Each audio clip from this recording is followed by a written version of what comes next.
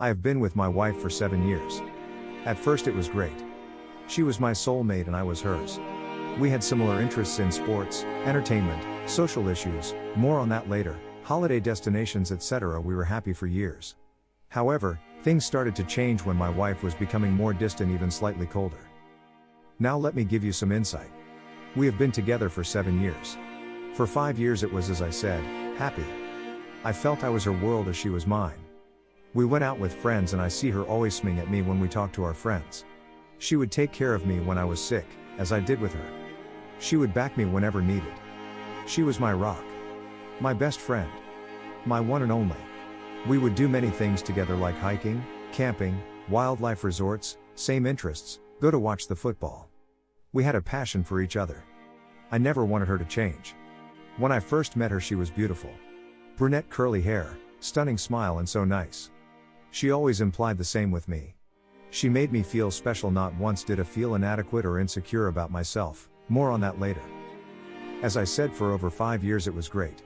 But things started to change when her new supervisor started at her work. I'm calling him Marju's 30. Now at first she would come home and talk about Marju's. She would say that he's funny and makes people feel good. Of course I was slightly taken aback at first because she would usually come home and ask about my day and hers. But she immediately talked about Marju's straight away. However, at the time I brushed it off as someone who is new as her work. She sees the same faces for years. So when Marju showed up it was refreshing. Weeks pass and my wife seems to be more distant and secretive. She would go out to work nights, which didn't bother me as she went on plenty before. However, we were meant to go out to a mutual friend's house for drinks. He is in a bad way as he has been diagnosed with a disease that is severe. My wife, as I said, is a rock usually. Really empathetic and supportive. So when we found out about our friend, Daniel 32, we didn't hesitate to go over and show our support. The night came to go over and my wife was running late from work night out. I called her a few times and no answer. I texted her, no answer. After waiting I decided to go to Daniel's myself. Daniel and I talked about how he's adapting and coping. During that time I felt for Daniel. Such a nice guy to have this is cruel. Afterwards I got home and I'm seething. My wife is still not home. No missed calls or texts. Seriously? I couldn't believe it. I was getting worried if she's been in an accident, so I called her work colleague Jane, 28. I get on with Jane and asked her if Kelly, my wife, is out with her. Jane said that she is, but Jane went home and it was just her and Marju's left out. I was angry. So angry. We have known Daniel for years and she would skip meeting our friend over a guy she just met? I kept telling myself there is an explanation for this. I waited until she got home. Eventually she arrived home and saw me in the living room looking at her. What's wrong, everything okay? I looked her in bemusement and said Daniel. She looked mortified. I'm sorry, I forgot. I was out with work friends and lost track of time. She looked sincere. Her and Daniel are good friends, so maybe she did forget. I did ask her a question. Who was out with you? She replied usual Jane, Sophie, 30, etc. I replied not Marju's? Oh yes, he was there.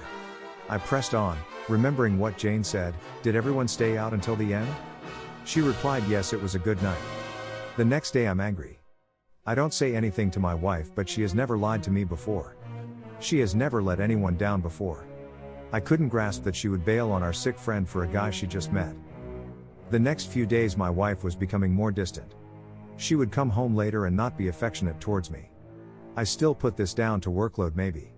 But when she got home she would be in her phone constantly. I asked her, who is it that you're always texting? Just a friend from work, she said. I asked her, is it Marju's? No, she said, but what's the problem if it is? I never seen my wife get defensive like this, but I was going to be honest. I replied, because you never shut up about him. He's been working with you for under a month and you seem to idolize him. Your face sparkles when you talked about him. So much so you forgot about Daniel. I could tell I hit the spot. She replied, no, I do not idolize Marju's. He's nice but just a friend. And I apologized to Daniel already. This wasn't enough. I waited until she was asleep and checked her phone. And surprise, it was full of S-type messages. A week has passed and it's still continuing. The late nights. The lack of affection. I speak to a friend about my concerns and he said maybe I'm being paranoid. Try to do something new like make her a surprise dinner. I liked that idea. So I texted my wife and asked if she's busy after work. She replied, no, I'm free. It seemed to be a nice text conversation. So I made dinner. Got a nice bottle of wine and flowers. She got home and looked sad at me. She said she's really sorry, but a friend from work is organizing a surprise birthday party for a colleague. And that night is the only night they have. I shook my head in frustration and anger. She literally left right after and drove off. This was it. After months of suspicion, I needed proof. I know you must read this and say to yourselves, friend, can you not see the signs? I could, but I was hoping. Hoping that I'm wrong. Hoping that it was a bad dream. Truth is, I was scared to find out. But I had to, I needed proof. So, I wasn't proud of it, I put a tracker in her car. I pretended to be at work late so she didn't see me when she got home. She did arrive home, I watched from a distance, and she set off again in her car. I followed her as she went further out of town. She eventually pulled into a car park that was secluded in the corner. She was waiting until another pulled up next to her. It was him, Marju's. She got out and got into his car. It was obvious what they were doing. I recorded her getting into his car for evidence against her. For the next few days she acted like everything was fine. I mean, I know that she doesn't realize I know, but she was acting like normal. Smiling to me, even holding my hand at breakfast. She left to go to work. I had a day off and decided to snoop on the laptop to see anything suspicious. There was nothing. But when I was looking through her drawers, I know, not my proudest moment, I see an iPad under the bottom drawer. It wasn't mine, so I assumed my wife bought it. Luckily for me, it didn't need a password. I don't know if she forgot to lock it, but I got lucky. I got in and looked. Now this is where the damage really hurt. I looked in the iPad and checked to see text conversation, but nothing. However, what I was about to see I will never ever forget. There was a folder of pictures of my wife naked, making S-Timul positions for him. There were so many. But there was more. There were videos. I know I shouldn't have looked at them, but I did. The videos were graphic. Marju sleeping with my wife and my wife enjoying it. But that not all.